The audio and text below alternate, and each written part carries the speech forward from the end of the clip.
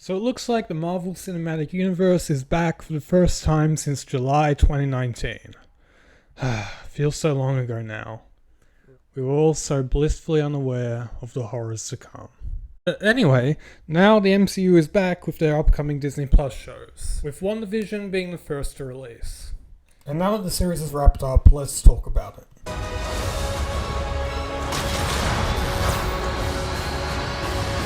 Wanda and Vision.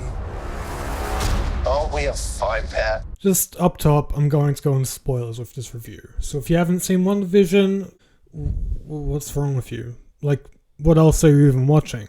There's like nothing else out right now. Anyway, when this was announced, like a lot of people, I was sort of just like, okay. I like Wanda and Vision enough, but this doesn't sound that exciting. But as we got more information and trailers, with the show going from all these different sitcom eras, this looked more and more interesting to me.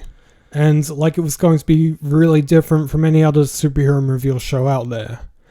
And that's what WandaVision was, for the most part. Okay, the first 3 episodes I loved. It was weird and intriguing and like nothing Marvel has ever done before. It fully embraced the sitcom aspect that was promised in the trailers and did a great job replicating the type of filmmaking styles with the over-the-top acting, how it was shot and edited, and of course the writing. The jokes were actually really funny and the style of humor fit the time periods really well.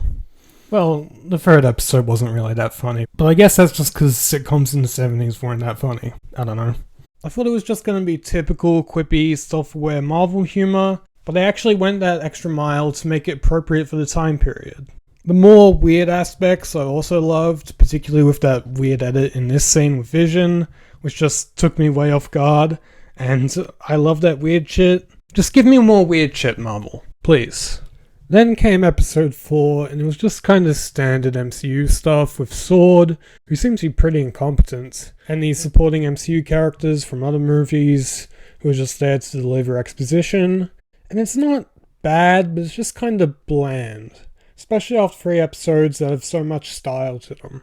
So from episode 5 onwards, whenever it cuts back to what's going on with Sword, it isn't as interesting as what's going on within the sitcom world.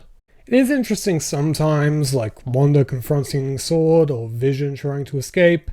Those scenes were great, but then there are parts where Hayward is just spurring out the most cliche villain dialogue you can imagine, and I'm just like, please just give me more sitcom shenanigans. Speaking of, we get Evan Peters as Quicksilver showing up.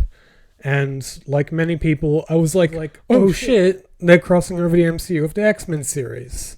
That's so cool. I mean, it would make sense. We're dealing with characters who can go to alternate realities. The next movie Wanda is in is literally called Multiverse of Madness. And why else would they bring back Evan Peters as a character, right? You're Ralph Boner? Boner. Kevin Feige, I'm coming for you. So the last few episodes, the show started to fall off a bit for me. I liked episode 7 quite a lot. Not sure how Monica got her powers, but whatever, it's comic book logic. And at the end where it's revealed that Agnes is the character Agatha Harkness. I mean, comic book nerds already saw it coming, but it was still a great reveal, mainly thanks to the Agatha All Along song, which reminded me of the Oompa Loompa song from Willy Wonka. It was great.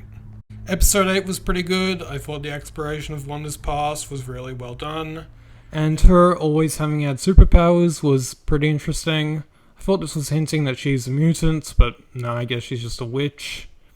I mean, it doesn't explain how Pietro got his powers, but whatever. They're probably going to retcon it again anyway. And then episode 9 was just kinda White Vision was just there for normal Vision to punch. A lot of it just looked fake and very CGI, which sucks because the visual effects for most of the show look amazing.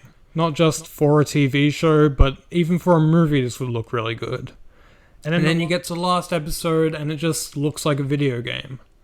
And I'm not blaming the visual effects team. I think the problem is they just didn't have enough time to work on this, and Disney really wanted the show out as soon as possible. I liked how Wanda had to let go of her fantasy, including her kids, which was a much more somber ending than I thought they were going to do. And then she didn't face any consequences for trapping the whole town. Fine. Maybe it'll be addressed in a future MCU project. I don't know. Overall, WandaVision was really good. There were a lot of elements I really loved, but the way the show wrapped up didn't really do it for me. I'm giving WandaVision an 8 out of 10. I'm gonna get so much shit for giving this a lower rating than Wonder Woman 1984. Oh well. Anyway, that's what I thought about WandaVision. Thanks for watching, I really appreciate it. If you want, you can follow me on Twitter @CinemaGeekYT, leave a like, and subscribe for more videos like this one.